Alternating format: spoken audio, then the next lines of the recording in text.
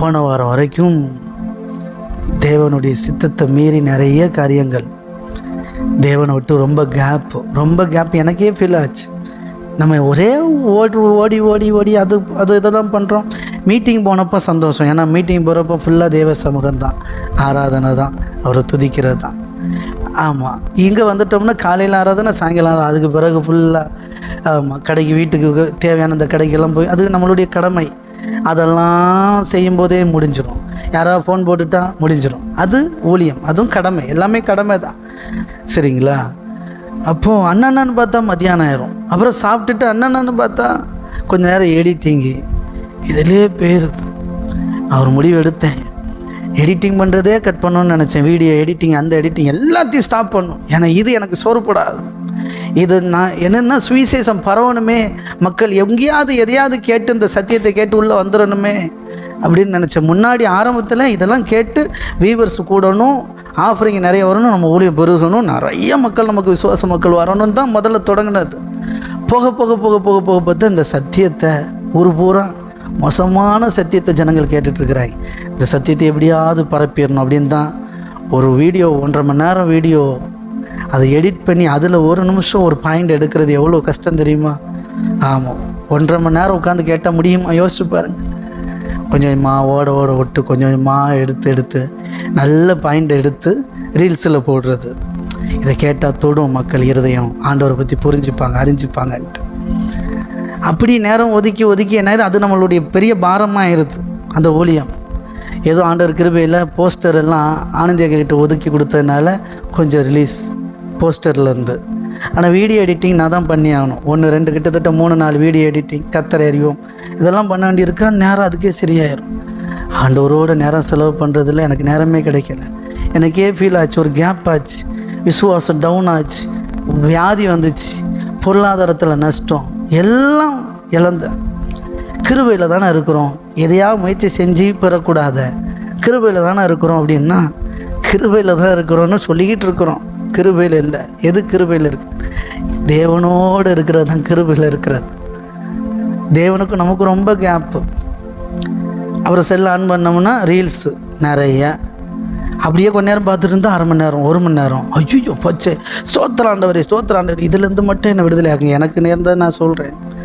நீங்கள் நினச்சிட்டு இருக்கலாம் எனக்கு இந்த பிரச்சனை இருக்குது, பாஸ்டர்லாம் சூப்பர் ஆள், எப்பவும் ஆண்டவருடைய சமூகம், அப்பெல்லாம் கிடையாது. எனக்கும் அதே மாதிரி தான். ஆமாம், சரிங்களா? நான் பாருங்கள், போன வாரம் வரைக்கும் அப்படி தான் இருந்தேன். நேரம் போகிறதே தெரியாது. அதில் இருந்துட்டோம்னா ரீல்ஸு, செய்தி. ஆனால் என்னென்னா எதை கேட்டாலும் மெசேஜாக கன்வெர்ட் பண்ணிடுவேன். ஒரு காரியத்தை பார்த்துட்டோம்னா அதை ஒரு மெசேஜ் எடுத்துருவேன். அப்போ நான் நினச்சிட்ருக்கேன் அதுவும் நல்லது தான் அப்படின்னு நினச்சிட்டு இருக்கிறேன். சரிங்களா? ஆனாலும் உள்ளுக்குள்ளே இல்லையே, ஏதோ ஒன்று குறையுது அப்படின்னு தான் தோணும். அப்புறம் பார்த்தா தான் அவருக்கும் நமக்கும் ஒரு கேப் இருக்க தான் செய்யுது. அதுதான் விசுவாச குறைவு, வியாதி, பொருளாதார நஷ்டத்தில் தான் கண்டுக்கிட்டேன். ஆகா அப்படின்னு போன வாரம் வரைக்கும் தான் நிலமை. ஆமாம், நான் மூழ்கி போயிட்டுருக்குறோன்னு தான் நினச்சேன். மூழ்கிட்டோம், இனிலாம் நம்ம ரெக்கவர் ஆகி அப்படி சில நேரம் வரும். நிறைய ஊழியக்காரங்களுக்கெல்லாம் இப்போ வந்திருக்கு, என்னோட சேர்ந்தவங்களுக்கு ரொம்ப வந்திருக்கு. அவங்க ஒரு வேளை இதை பார்ப்பாங்க, பார்த்தா ரொம்ப நல்லாயிருக்கும். சின்ன பையன் தானே நினைக்காம, ஆமாம் பிரதர் தேவ மனுஷன், தேவனால் அபிஷேகம் பண்ணப்பட்ட மனுஷன்னு கேட்டாங்கன்னா வாழ்க்கையில் அவங்களும் பிக்கப் போயிடுவாப்பில்.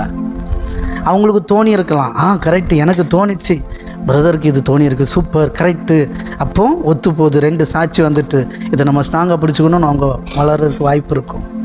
சரிங்களா? நல்லா புரிஞ்சுக்குவாங்க. போன வாரம் வரைக்கும் அவ்வளோ டவுனில் இருக்கிற வாழ்க்கையில், பண கஷ்டம், சரீர பலவீனம். ஆனால் தேவன் நம்ம கூட இருக்கிறார். சாட்சி வருது. ஜெசிந்தா சிஸ்டர் சாட்சிலாம் அப்போ தான் வந்துச்சு. சாட்சிகளை எழுப்புறார், அங்கங்கே அறுப்பு தான் நடக்குது. ஆனால் எனக்கும் தேவனுக்கும் ஒரு டிஸ்டன்ஸ் எனக்கே தெரியுது, ஒரு கேப் ஃபீலிங்காக இருக்குது. என்னடா இது, இதை விட்டுடலாமா அதை விட்டுடலாமா, நிறைய எஃபர்ட் போடுறோமோ, நிறைய நேரம் உட்காந்து டைம் ஸ்பெண்ட் பண்ணுறோமோ, எதையாவது ஒன்று குறைச்சிடலாமோ அப்படிலாம் தோணுச்சு. எல்லாத்தையும் ஓரம் கட்டிட்டு லைவை மட்டும் போட்டுட்டு ஆண்டவருடைய சமூகத்தில் இருந்தாலும் நம்ம ஆசீர்வாதமாக தான் இருப்போம். புரியுதுங்களா? தேவன் சொல்கிற மாதிரி நடப்போம். சரிங்களா? அப்போ ஏன் இதை சொல்கிறேன்னா, உங்கள் நிலமை உங்களுக்கு எப்படின்னு நீங்கள் முடிவு பண்ணிக்காங்க, நீங்கள் எப்படி இருந்தீங்க அப்படின்ட்டு. அப்போ இன்றைக்கி திடீர்னு கர்த்தர் வேறு டைமென்ஷனில் வேறு மாதிரி பேசிட்டார். கர்த்தர் நல்லவர், எனக்கு அன்பானவர். நல்லா புரிஞ்சுக்கோங்க. ஆமேன். இந்த உலகத்தில் ஆமேன், நீங்கள் எதை பெருசாக பார்த்தாலும் வேஸ்ட். ஏசப்பாவை விட்டுட்டு அவன் சுய கௌரவம், ஸ்டாண்டர்டு, ஊழியம், ஆத்தும பாரம். இதில் வேறு சில ஊழியக்காரங்களுக்கு ஆத்தும பாரம். அது ஆத்தும பாரம் இல்லை, கல்லா கட்டுறது. உண்மையாக சொல்கிறேன், அடித்து சொல்கிறேன். என்கிட்டலாம் அந்த உருட்ட முடியாது. ஆத்தும பாரம், ஜனங்கள் ரசிக்கப்படுறது. ரசிக்கப்பட்டு ஆண்டவர் அறிஞ்சு கஷ்டத்துலேருந்து விடுதலையாகி எங்கள் சர்ச்சுக்கு சேர்ந்து எனக்கு காணிக்க அனுப்பணும். அதானே கடைசியில் அதான். ஆனால் இப்போ அப்படி இல்லை, ஆத்ம பாரம் இருக்குது. இப்போ ஆண்டவர் அறிஞ்சு நல்லா இருக்கட்டும் மக்கள் அப்படிங்கிற நினப்புக்கு வந்திருக்கு. என்ன போஷிப்பார், தேவன் போஷிப்பாருன்னு வந்துட்டு. என்ன கர்த்தர் போஷிப்பார், எனக்கு காசு கர்த்தர் தருவார், என்னை எல்லாம் அவர் பார்த்துப்பார், எனக்கு அவர் தான் முக்கியம். ஆமேன். ஆமாம், ரொம்ப முக்கியம். இந்த வார்த்தைலாம் தயவு செய்து அறியாமல் இருந்தோம், ஊழியம் செஞ்சிட்டு இருந்தோம். தேவனோ இரக்கத்தில் ஐஸ்வரியமுள்ளவராக வெளிச்சத்தை தந்திருக்கிறார். புரியுதுங்களா?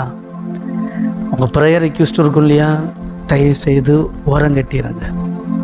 ப்ரேயர் ரிக்வெஸ்ட்டு அதுக்காக ஜெபம் பண்ண வேண்டாமா? அது ஜெபமே கிடையாது. தயவுசெய்து விண்ணப்பம் பண்ண வேண்டாமா, மன்றாட வேண்டாமா? இருக்கட்டும், அதெல்லாம் ரெண்டாவது பட்சம். தேவனோடு முதல்ல ஐக்கியம் எங்க, உறவு எங்க, இதெல்லாம் பின்னாடி. புரியுதுங்களா? தேவனோட ஐக்கியம் எங்க, உறவு எங்க, அதெல்லாம் தூக்கி தூர போட்டுட்டு ஜெபம் விண்ணப்பம் அது இது அப்படின்னு வச்சுடுறோம். மறுபடியும் சொல்கிறேன், ஏசப்பாவை முக்கியத்துவம் கொடுக்காம நிறைய முக்கியத்துவம் கொடுத்துட்ருக்குறீங்க. நம்ம அப்படி தான் இருந்தோம், நான் அப்படி தான் இருந்தேன், நீங்கள் எப்படின்னு பார்த்துக்காங்க. ஏசப்பாவை மெயினாக வைக்காமல் பணம் தானே நமக்கு பிரச்சனை. ஃபங்க்ஷன் கொண்டாடுறதுக்கு பணம் தேவை, அதானே மேட்ரு. ஃபங்க்ஷன் இப்போ வருது, எனக்கும் அப்படி தான், பிறந்த நாள் வருது, பணம் தேவை. ஆமாம், ஸ்தோத்திரம் ஆண்டவரே. நான் யோசித்தேன், போன வாரம் வரைக்கும் எதுக்கு யோசித்தேன்னா, என்ன பிரச்சனை, பணப்பற்றாக்குறை, ஏன் இது சரி செய்யணும். நான் ஏதாவது ஆண்டவரே உங்களுக்கு பிரியமில்லாத காரியத்தை செஞ்சிட்ருக்கிறானா, அதனால தான் காசு வர மாட்டேங்குதா, அதனால தான் ஊழியம் இன்னும் வளர மாட்டேங்குதா, ஆட்கள் இன்னும் கூட மாட்டேன்றாங்களா, என்ன தப்பு என்கிட்ட? உங்களோட நேரம் செலவு பண்ணாதது தான் குறையோ?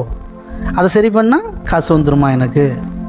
அங்கே சுற்றி இங்கே சுற்றி காசில் தானே சார் வரும். நான் அப்படி தான் வந்தேன். நீங்கள் பரிசுத்தவான்கள், நீங்களே முடிவு பண்ணிக்க. ஆமாம், ரொம்ப ரொம்ப முக்கியம். தயவுசெய்து இதை கேட்குற எல்லாருமே ஆமேன் போடுறீங்க, ட்ரூ போடுறீங்க, சிஸ்டர்லாம் போடுறாப்புல ஊழியக்காரங்க. ஆனால் இன்றைக்கி மனம் திரும்பலைன்னா நீங்கள் ட்ரூ போட்டது வேஸ்ட்டாக போயிடும்.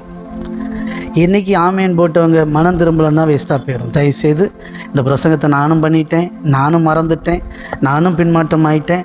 நீங்கள் நிறைய கேட்டிருக்கீங்க, நீங்கள் ஆமேன் போட்டிருக்கீங்க, நீங்கள் இன்னும் முன்னுக்கு வரல, நீங்கள் கமெண்ட் போட்டு யாருமே இன்னும் மேன்மை அடையலை. கர்த்தர் நடத்துகிறார், என்னை எப்படி நடத்துகிறாரோ அப்படி தான் உங்களையும் நடத்துகிறார். ஆவரேஜாக போயிட்டுருக்குறோம். ஆனால் இன்னும் நம்ம அந்த மேன்மையான இடத்துக்கு வரல. காரணம் என்னென்னா, ஏசப்பாவை முதன்மையாக வைக்காமல் மற்ற எல்லாத்தையும் முதன்மையாக வச்சுட்டு இருக்கிறோம்.